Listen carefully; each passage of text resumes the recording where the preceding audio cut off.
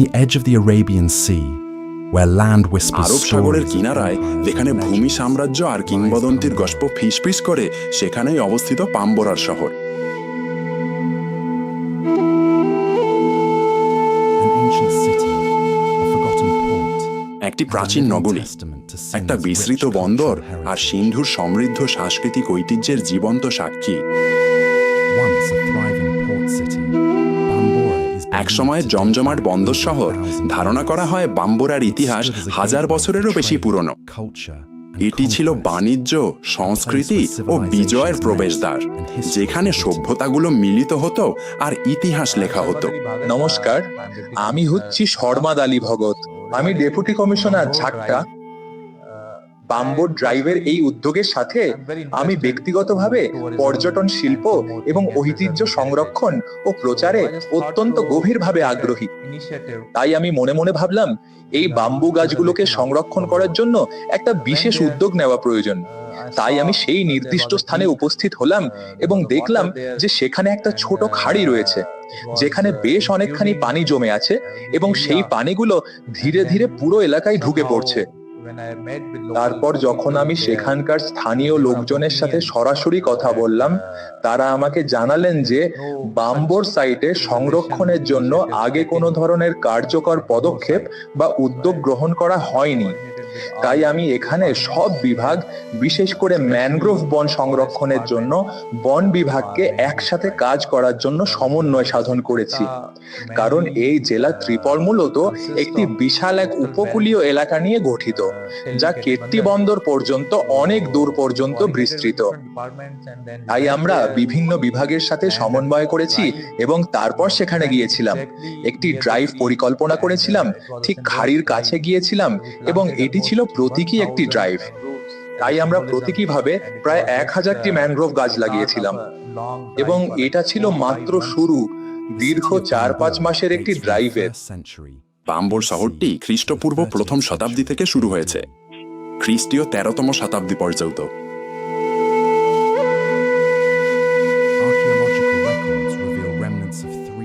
পুরাতাত্ত্বিক নথিপত্রে এই স্থানে 3টি ভিন্ন সময়ের নিদর্শন পাওয়া যায়, বৌদ্ধ এবং প্রারম্ভিক ইসলামী যুগের।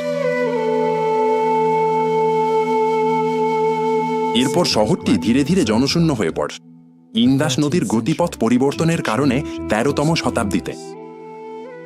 কিছু পুরাতত্ত্ববিদ ও ইতিহাসবিদ মনে করেন যে পানবরই হচ্ছে ঐতিহাসিক দিবল শহর, যেটি আরব সেনাপতি মোহাম্মদ বিন কাসিম 711-712 সালে সিন্ধুর শেষ হিন্দু শাসক রাজা দাহিরকে পরাজিত করে দখল করেছিলেন। তবে এই পরিচয় এখনো নিশ্চিত করা যায়নি, যদিও দুই শহরের মধ্যে সংযোগ স্থাপনের জন্য বহু গবেষণা ও খনন কাজ পরিচালিত হয়েছে। আর আমি এখানে বাম্বুরোর প্রত্নতাত্ত্বিক জাদুঘরের দায়িত্বে আছি। আমি আপনাদের সবাইকে আজ এখানে আসার জন্য স্বাগত জানাই। আমি আপনাদেরকে পানবোর সম্পর্কে, বিশেষ করে এর ইতিহাস নিয়ে কিছু বলতে চাই। এটি ছিল সিন্ধুর একটি 21 শতাব্দী পুরনো শহর। এটি মূলত একটা বন্দর নগরী ছিল, যার নাম ছিল দিবল। এই নির্দিষ্ট স্থানে সঠিকভাবে খনন কাজ করা হয়েছিল 1958 সালে। যখন পাকিস্তান সরকার এটি খনন করে, তখন আমরা এখানে অনেক জরিপ পেয়েছিলাম। আমরা এখানে বিভিন্ন সময়কালের বহু পুরাকীর্তি পেয়েছি, সেগুলোই জাদুঘরে প্রদর্শিত হচ্ছে। তাই আমরা গিয়ে সেগুলো দেখব। এছাড়াও গত 14 বছর ধরে এখানে একটা পাক ইটালিয়ান যৌথ খনন মিশন কাজ করছে। তারা আরো কাজ করছে, কারণ এর মাত্র 20% খনন করা হয়েছে। বলা যায় 25%। এই স্থানের 75% এখনো মাটির নিচে আছে। অনেক কিছু ভেতরে রয়ে গেছে এবং সেগুলো নিয়ে গবেষণা চলছে। তাই প্রতি বছর নভেম্বর-ডিসেম্বরে ইতালিয়ান মিশন এখানে আসে। সঠিক বিভাগটির সাথে কাজ করে তারা আরো অনুসন্ধান চালায়। এতে ইতালি ও ফ্রান্স সহ বিভিন্ন দেশের এবং সারা পাকিস্তানের বিশ্ববিদ্যালয়ের ছাত্ররা তাদের সাথে এসে অংশগ্রহণ করে।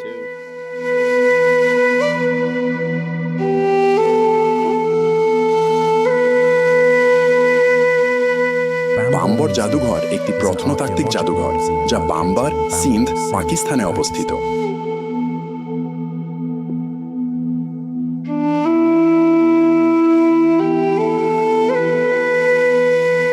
এই জাদুঘরটি পাকিস্তান সরকারের প্রত্নতত্ত্ব ও জাদুঘর বিভাগ কর্তৃক 21শে আগস্ট 1960 সালে প্রতিষ্ঠিত হয়। জাদুঘরটি 14ই মে 1967 সালে উদ্বোধন করা হয়। 2010 সালের মে মাসে বানবরের সাইট এবং জাদুঘরের ব্যবস্থাপনা সিন্ধু সরকারের সংস্কৃতি বিভাগে হস্তান্তর করা হয়।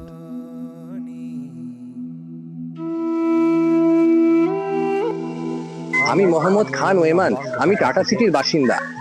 এটা আমার প্রথমবারের মতো বাম্বর বন্দর শহরে আসা। আমি আসলে এখানে ম্যানগ্রোভ বন, জাদুঘর, এমন কিছু স্থাপনা দেখেছি যা আমি এখানে দেখার আশা করিনি। আমরা ঢুকেই বুঝতে পারিনি বন্দরটা এত বড় হবে, আশা করিনি। এত পুরনো একটা ভবনের ভেতরে লন্ড্রি, বাথরুম সবকিছু থাকবে এটা আমি ভাবতেই পারিনি। এখানে সমুদ্রের লবণ উত্তোলন হচ্ছে দেখে আমরা অবাক হয়েছি। এখানেও উইন্ড টারবাইন আছে। আসলে শহরটা দুর্গের আরো কাছাকাছি চলে এসেছে। যতটা ভাবা হয়েছিল তার চেয়েও বেশি। করাচি থেকে অনেক মানুষ পরিবার নিয়ে এখানে ঘুরতে এসেছে। এখানে অনেক বিনোদনের ব্যবস্থা আছে, যেমন জাদুঘর, খেলার মাঠ, ক্যান্টিন, রেস্ট হাউস। এখানে অনেক সুবিধা রয়েছে। তাই আমার মনে হয় করাচি থেকে মানুষ এখানে আসে।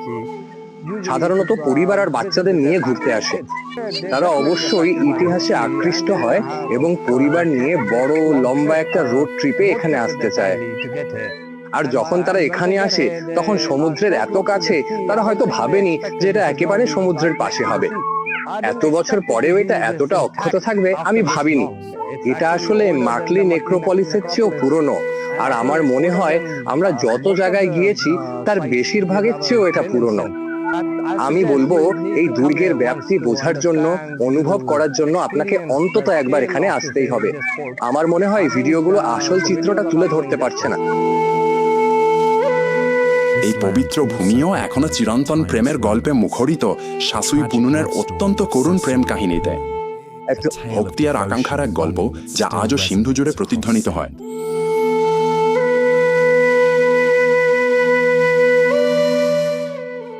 আজও পাম্বোরার গোপন রহস্য উন্মোচিত হচ্ছে চলমান প্রত্নতাত্ত্বিক গবেষণার মাধ্যমে। প্রতিটা ইট, প্রতিটা টুকরো এক একটা গল্প বলে, বাণিজ্য পথ, দৈনন্দিন জীবন, আর যারা একসময় এই জায়গাকে বাড়ি বলে জানতো তাদের কথা। কিন্তু পাম্বোরার গল্প শুধু অতীত নিয়ে নয়, ভবিষ্যৎ রক্ষার দায়িত্ব এর সঙ্গে জড়িত।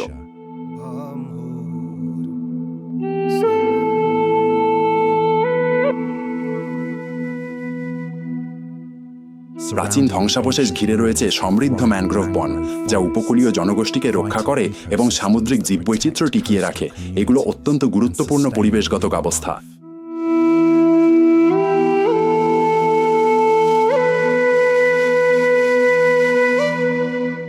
এই সবুজ অভিভাবকরা শুধু পরিবেশ সংরক্ষণই করে না, বরং ভবিষ্যৎ প্রজন্মের জন্য বাম্বোরের সৌন্দর্য উপভোগের সুযোগ নিশ্চিত করে।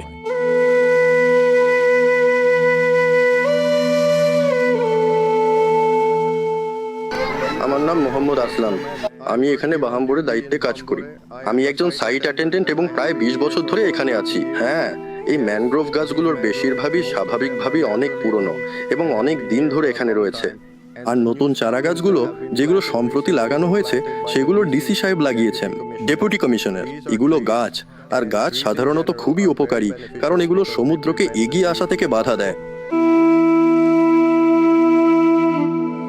সিন্ধু সরকারের ক্রমবর্ধমান প্রচেষ্টার ফলে বাম্বোর এখন এমন এক গন্তব্যে রূপ নিচ্ছে যেখানে ঐতিহ্য, শিক্ষা এবং পরিবেশ বান্ধব পর্যটন একসাথে মিশে যাচ্ছে। প্রাচীন যুদ্ধ থেকে চিরন্তন প্রেম কাহিনী, মাটির নিচে চাপা পড়া শহর থেকে ফুটে ওঠা ম্যানগ্রোভ, বাম্বোর দৃঢ়তা, ইতিহাস আর আশার প্রতীক হয়ে দাঁড়িয়ে আছে।